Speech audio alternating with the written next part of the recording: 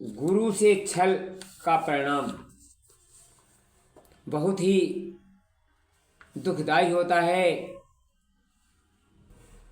एक दृष्टांत के माध्यम से मैं आपको अवगत चाहता हूँ।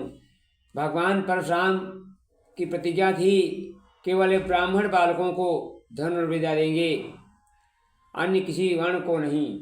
ऐसे में उन्हें क्षत्रियों की उदंडता को देख कर करना पड़ा।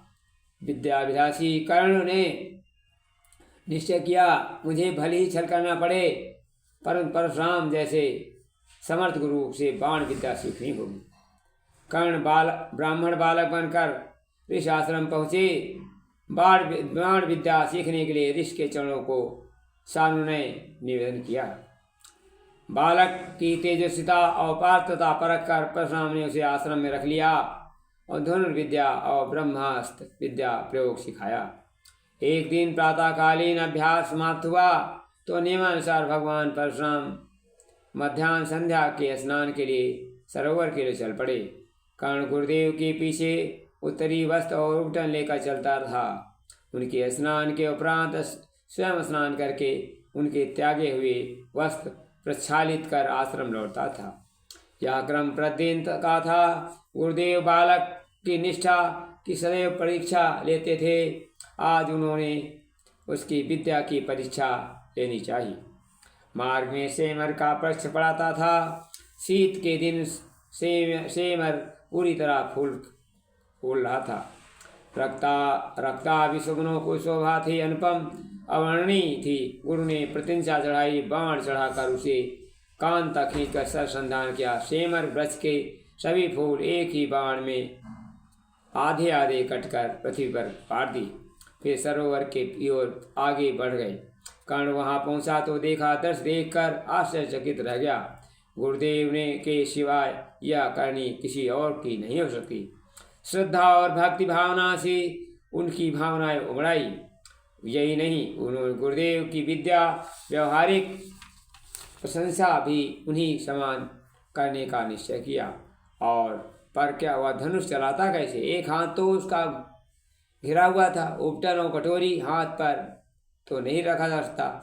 उसने कटोरी को आकाश में उछाला और जितनी देर कटोरी आकाश में रहा, कर्ण उतनी देर में सरसंधान करके आधे कटे हुए फूलों को पूरी तरह पर धरती पर पाट दिया।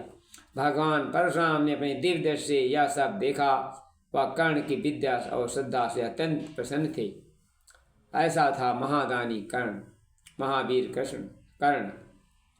उसी दिन मध्याह्न के समय परशुराम कर्ण की चंगा पर सिर रखे सो रहे थे।